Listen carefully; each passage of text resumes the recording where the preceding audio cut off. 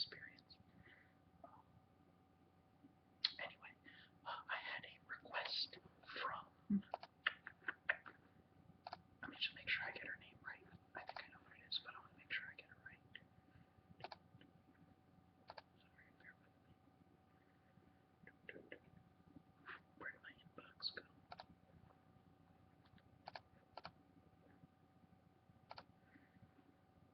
Ivan Astra 93. She's a new ASM artist, a very ambitious young ASM artist. Had some interesting videos so far that I enjoyed, and she's enjoyed mine, so she gave me a request. Probably one of my first requests in 2 years for me to read poetry. So I'm going to read poetry. The poem I picked, Ivan Astra, is Ode to a Nightingale by John Keats. So hopefully you will enjoy that.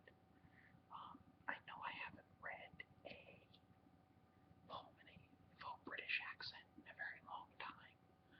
I'm not going to do that now, but I will read in a faux British accent in a future video soon, hopefully. I know I don't put videos out that often, but one of the next ones. Hopefully, I'm going to try to make 2 videos tonight, so depending what I do, the second one may be in a faux British accent. So anyway, Ode to a Nightingale by Jonathan Keats.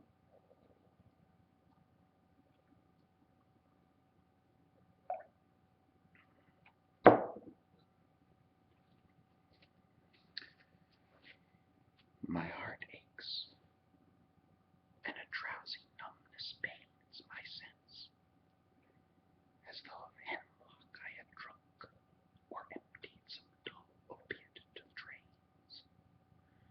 1 minute passed, and Lethe wards had sunk.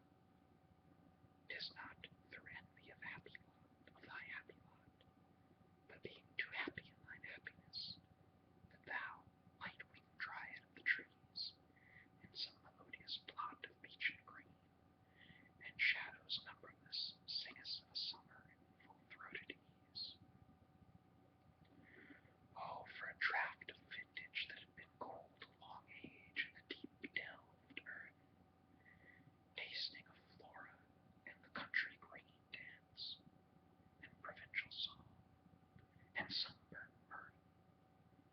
Oh, for a beaker full of warm south, full of the true, the blushful hippocrene, with beaded bubbles wrinkling at the brim, and a purple stained mouth, that I might drink, and leave the world unseen, and with thee fade away into the forest dim. Fade far away, dissolve, and quite forget what thou amongst the leaves hast never known, the weariness, the fever, and the fret.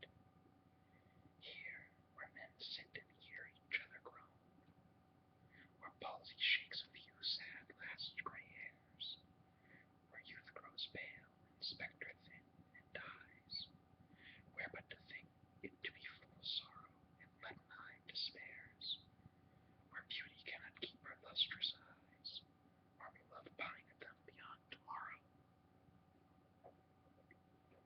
Away, away, for I will fly to thee, not charioted by Bacchus and his bards, but on the viewless wings of poesy, though the dull brain perplexes and retards.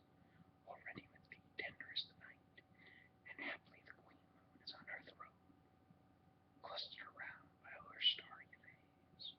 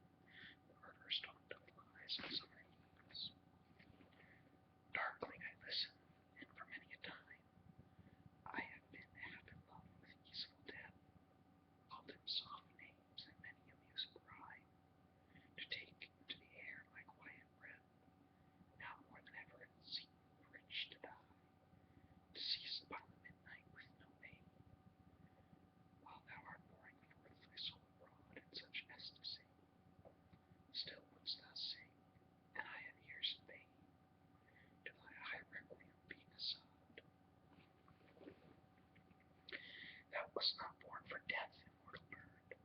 No hungry generations tread thee down. The voice I hear this passing night was heard in ancient days by emperor and clown.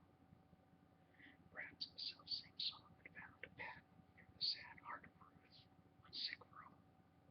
She stood in tears amid the alien corn, the same that oft times hath charmed magic casements, opening on the foam of perilous seas in fairy lands forlorn. Forlore, the word is like a bell, tolling back from me to my soul self. Adieu, the fancy cannot cheat so well, and she is fain to do deceiving elf. Adieu, adieu, thy plaintive anthem fades, past the near meadows and over still stream, up the hillside and out is buried deep, in the next valley glades. Was it a vision or a waking dream? Fled is that music, do I wake or sleep?